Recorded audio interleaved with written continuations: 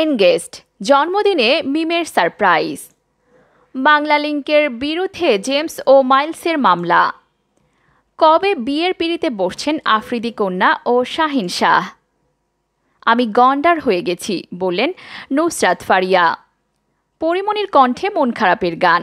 এবার দেখুন বিস্তারিত সংবাদ। এনগেস্ট জন্মদিনে মিমের সারপ্রাইজ। অনেকদিন ধরেই গুঞ্জন ব্যাংকার বিয়ে করতে যাচ্ছেন লাক্স তারকা বিদ্যা সিনহা মিম। প্রথম আলোর পক্ষ থেকে একাধিকবার জিজ্ঞেস করা হলে ব্যাংকারের বিষয়ে নীরব ছিলেন এই মডেল ও অভিনয় শিল্পী। শেষ পর্যন্ত গুঞ্জনই সত্যি হলো।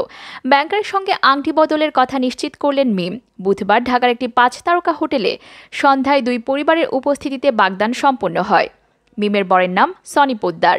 কুমিল্লার ছেলে সনি দেশের একটি বেসরকারি ব্যাংকে চাকরি করছেন বলে প্রথম আলোকে নিশ্চিত করেছেন মিম। তিনি বলেন, 6 বছর ধরে আমাদের প্রেমের সম্পর্ক।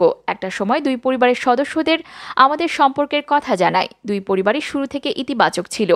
সবাই মিলে সিদ্ধান্ত নেয় এবারের জন্মদিনে বাগদান সেরে নেওয়ার। পরিবারের সিদ্ধান্তেই আমরা বাগদান সেরেছি। এদিকে মিম প্রথম আলোর সঙ্গে আলাপকালে জানান, তার জীবনের বিশেষ মানুষকে তিনি আজ প্রকাশ্যে আনতে পারেন। তিনি এও জানান, সেই বিশেষ মানুষের সঙ্গে তার স্থিরচিত্র মাঝে মধ্যে তারা ফেসবুকে দেন।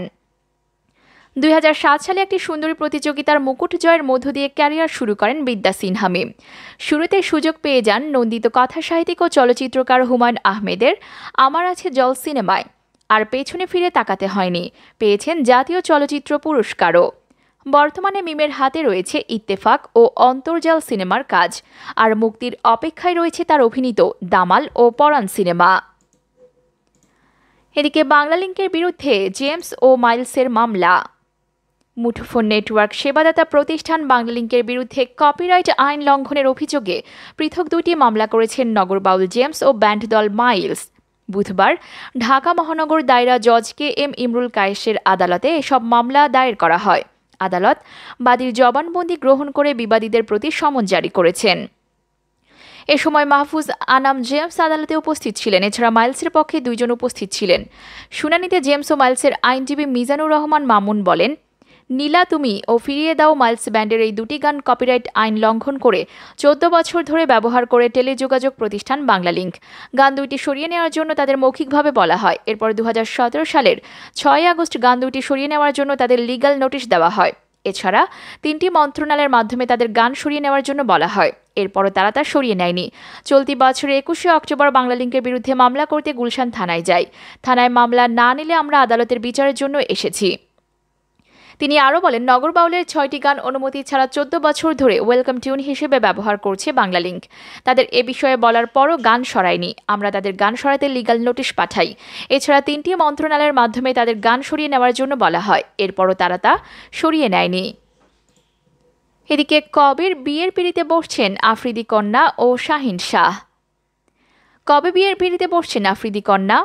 পাকিস্তানের সাবেক অধিনায়ক শহীদ আফ্রিদির বড় মেয়ে আকসার সঙ্গে শাহিন শাহ আফ্রিদির বিয়ের কথা অনেকদিন ধরে শোনা যাচ্ছিল, কিন্তু এখনই হচ্ছে না তাদের শুভ পরিণয়। 20 বছরের আকসা পড়াশোনা শেষ করে তবে বিয়ে করবেন, আর শাহিন ব্যস্ত পাকিস্তানের হয়ে টি-20 বিশ্বকাপে। দেশকে বিশ্বকাপ দেওয়াই তার এখন লক্ষ্য। এবারে টি-20 বিশ্বকাপে ঝড় তুলেছেন শাহিন।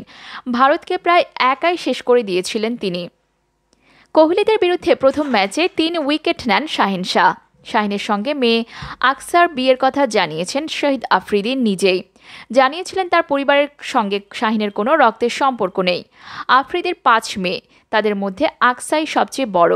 আকসা ছাড়া বাকি মেয়েরা হলেন আনসা, আজওয়া, আসমারা ও আরওয়া।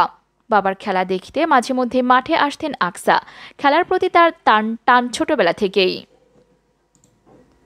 আমি গন্ডার হয়ে গেছি বললেন নুসরাত ফারিয়া। পটাকা দিয়ে গায়িকা হিসেবে আত্মপ্রকাশ করে সমালোচনার মুখে পড়েছিলেন নুসরাত ফারিয়া।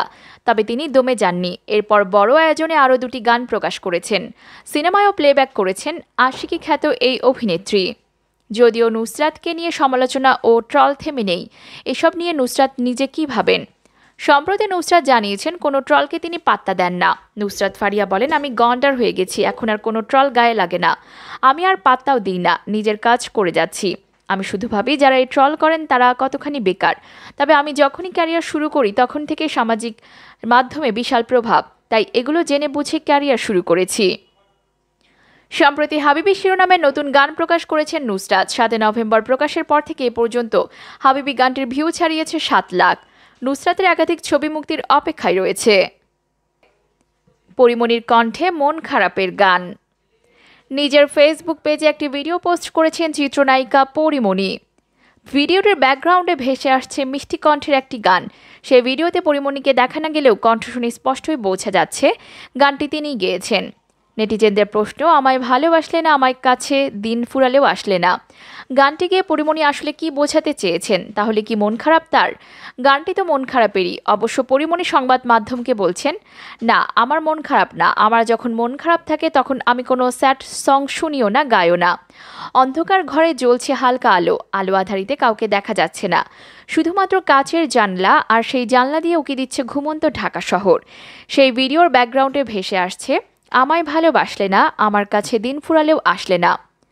কলকাতার সুরকার রণজয় ভট্টাচার্যের অন্যতম জনপ্রিয় গান মন কেমনের জন্মদিন। ভারতের পাশাপাশি বাংলাদেশেও গানটি জনপ্রিয়তা পেয়েছে। সেই গানটিরই 2 লাইন পরিমণির কণ্ঠে।